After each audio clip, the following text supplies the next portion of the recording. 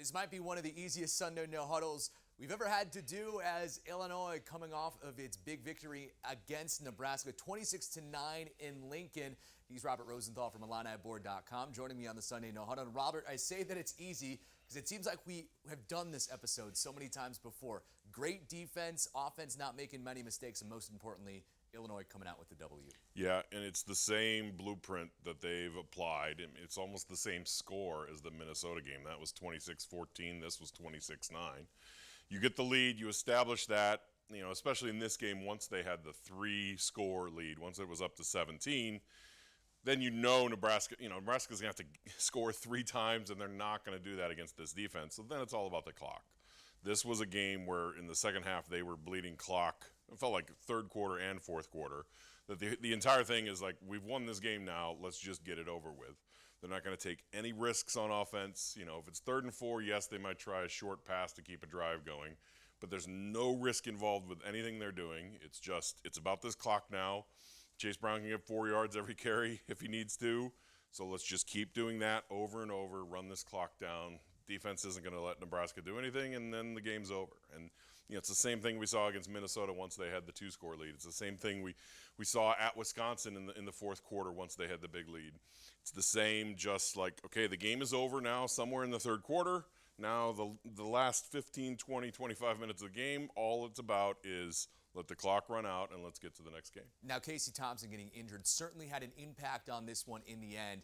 The Nebraska backups didn't really have a shot against this Illini defense, but it's not about who you play. It is all about the end result, and they got that end result. Quan Martin with an interception, Sidney Brown with 2 interceptions in this one. That's back-to-back games for each of them with a pick.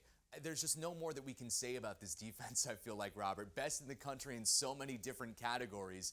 And you give them new competition, and they keep delivering. Including interceptions, which has been my pet topic since 2012.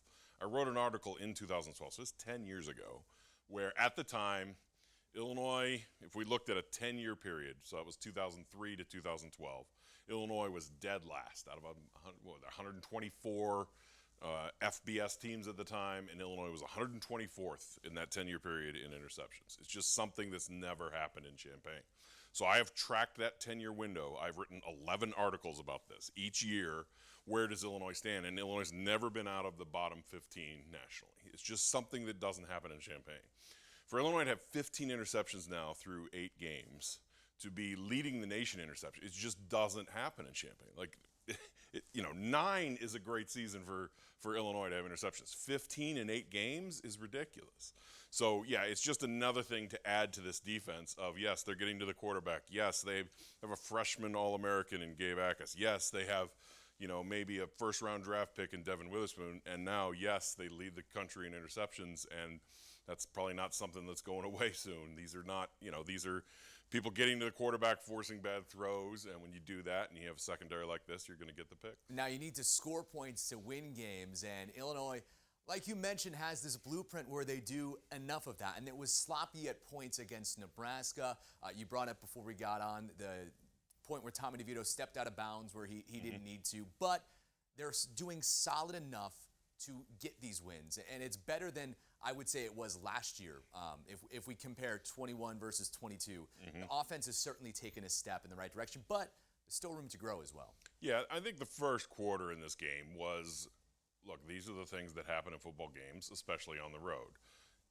One defensive back goes for a pick, the other doesn't, assure himself of getting the tackle or getting the tight end out of bounds, and he breaks out of it and runs for a touchdown, long touchdown play, just a blown play. Makes a field goal, but the coaching staff thought the play clock was going to run out. They call a timeout. That kind of ices their own kicker. You go back out there, a false start, and suddenly you have to punt instead of field goal. Those are the things that happen to every team. It happened to Georgia when they went to Missouri. It happens to Alabama when they go on the road. There's just things like that, and then the good teams overcome them. And that's what this game was, is overcoming those type of things. The offense really didn't make any more mistakes. Tommy DeVito, 20 of 22 or whatever it was, no picks, just safe throws. It's that blueprint that everybody was talking about Brett Bielema bringing to Champaign. It was the thing that frustrated people about his Wisconsin teams. I mean, if you saw the game day preview on ESPN of what this game was going to be, Kirk Herbstreit says, all that's missing is Scott Tolzien. This is the Wisconsin program, great defense and run game, and a quarterback who doesn't make mistakes. And I think Tommy DeVito has made the case that he's probably better than Scott Tolzien. He can make the throws, he doesn't make mistakes, and that makes this whole blueprint work. Speaking of the run game, Chase Brown still #1 in the country in rushing yards now through 9 weeks, 8 games. He's over 1,200 yards. On pace, if Illinois plays in 14 games, I believe, for over 2,000 yards, which would be 500 more than the program record at this point. We just can't speak enough about how much Chase Brown has impacted this program and what his impact nationally could be still in his final month of the season. Yeah, I mean, we're entering November now.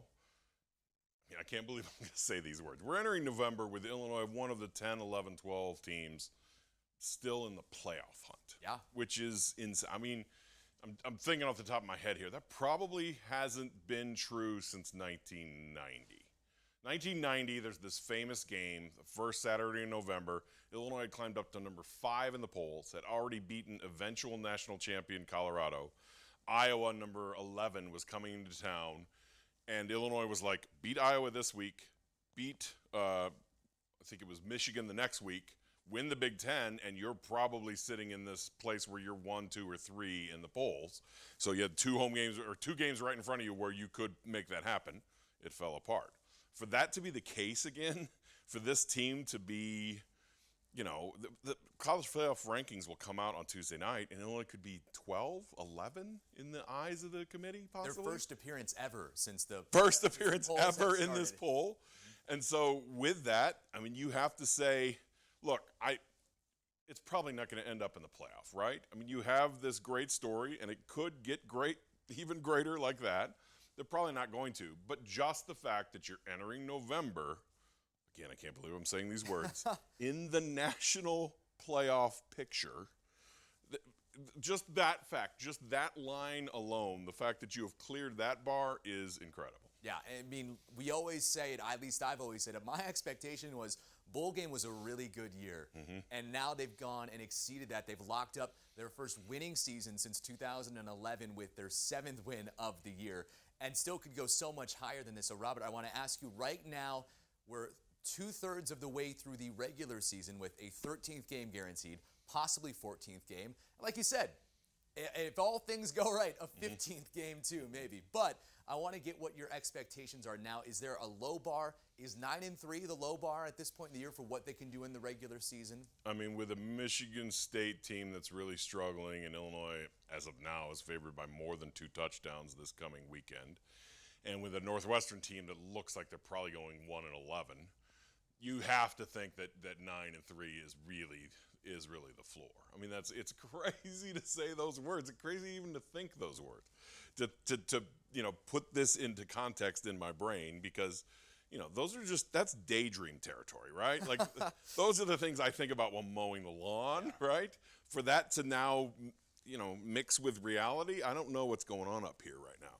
But it really is the case that 9-3 is probably the expectation at this point. 10-2 is on the table. Here's where I put it. Win the next 2, got to beat Purdue. Win the next 2, and you lock up the Big Ten West with 2 more games to play. You could lose at Michigan. You could lose again after Michigan to Northwestern and still go to the Big Ten championship game. But if you get to that point, then you sit in this chair where Illinois again, blowing my mind, Andy. Illinois would be 3 games from assuring themselves a playoff spot. Those 3 games would be Michigan, and then possibly Michigan again, or Ohio State, and Northwestern. So is that going to happen? No. But you would be, this other bar that would be cleared would be, here we are, 3 games from locking up. You control your destiny. Win 3 games, go to the playoff. That's insane, right? That's insane. So the floor is probably, okay, let's say the floor is 8-4. The ceiling is the playoff. That's insane. And the fact that it is not unrealistic, maybe you can say it's unrealistic for that, but the chances of that happening are not zero at this point, which is higher than I think that they have ever been for Illinois. You mentioned winning the next two and then locking up that spot in Indianapolis, the Big Ten championship game. That has never been a possibility, really, for Illinois since the Big Ten championship game has become a thing when Nebraska joined the conference. How much does that mean for the program? With divisions going out the window in a few years, in one of the last opportunities, I mean, Northwestern has made it. Wisconsin, Iowa's made it from the West. That's it. Purdue, Minnesota, Nebraska have never won the West. Nebraska made it when it was still the leaders and the legends, but never the West. That just seems inconceivable for what this year should have been, at least what our expectations were coming in. I'll say it like this. I'm there and I'm attending press conferences, and I have heard Brett Bielema say for the last year and a half, 2 years, we're here to win championships. We're here to win the Big Ten West. We're here to win the Big Ten. We're here to go to the Rose Bowl. Inside, there's that part of me that's like, yeah, and there's a part of me of like, okay, sure. But Minnesota's had all these great seasons. They've never even won the Big Ten West. All these teams have never even sniffed the Big Ten West, let alone the Rose Bowl. Do you understand you understand the bar you're setting here, Now it's there. It's right there in front of them, and it's possible. And they could, people are putting a lot into this Purdue game. They could lose the Purdue game and still win the Big Ten West. Purdue has to beat Iowa this coming weekend. They could, they play that rivalry game with Illinois or Indiana. What happens there in that game? Who knows what would happen on the rest of Purdue's schedule? But for Illinois, it's just right in front of them. Beat Michigan State, beat Purdue, lock it up, and start to dream. Yeah, and so much can happen. At the end of the year, Michigan fans I've even seen on social media are getting nervous about that game. Who would have thunk at the beginning of the year that the game before the Ohio State game is one that they have to worry about as well. As far as when you contextualize this season, Robert, there's been a lot of first of sinces this year. Most recently with the poll, them coming in at number 14, it's been the first time that they've been ranked this high since the 2008 Rose Bowl. How do you contextually think of this season in the history of all the seasons of Illinois football that you've seen? It's a tough question, I know. I'm hesitating to say this. As of right now, it has the potential to be the best of my lifetime. There's no joke. You have the leading rusher in the nation, you have the top defense in the nation, and you have a quarterback who doesn't make mistakes. With those three things, anything's possible. That's where I have adjusted my brain to be. If it doesn't happen, if they finish, if they lose the Purdue game or and they only go 8-4 or 9-3, it's still a fantastically successful season. But if we're talking potential and we're trying to put context around this and we're comparing it to 83, we're comparing it to 01, we're comparing it to 07, we're comparing it to 89, this season so far is in that group with those and has the potential to be the top. It just does. And so that's where we're at. It may not get there, it may not end up there, but I have had to open my brain to the possibility that this is the best Illinois team I've ever watched. I think it's taken all of us a little bit of adjusting to do that. Because like you said, it may not. Things in sports are weird. They don't always go the way that you expect them, which is why Illinois is 7-1 at this point. When Illinois was number 5 in 1990, and I had my acceptance, I was going to be coming here in the fall of 91, and it was like, okay, this is what I'm going to be getting. Nobody was thinking you're going to get blown out by Iowa, you're going to lose to Michigan, you're going to end up 8-4 that season. It's just not going to go, you're sitting there talking about national championship on November 1st, and you end up 8-4 and losing a bowl game and this and that. That's still out there for this season. It's possible that, 1990 got right to here, but then just didn't have a good November. It's possible that could happen. But it's also possible, if this is one of the better Novembers ever, this could be the best team ever. Wow. It's so much to talk about with Illinois football recently. They got Michigan State, then they got Purdue. Probably two of the biggest home games that they've had in a very long time with the chance to lock up the division. As always, we will have you covered on the Sunday No Huddle.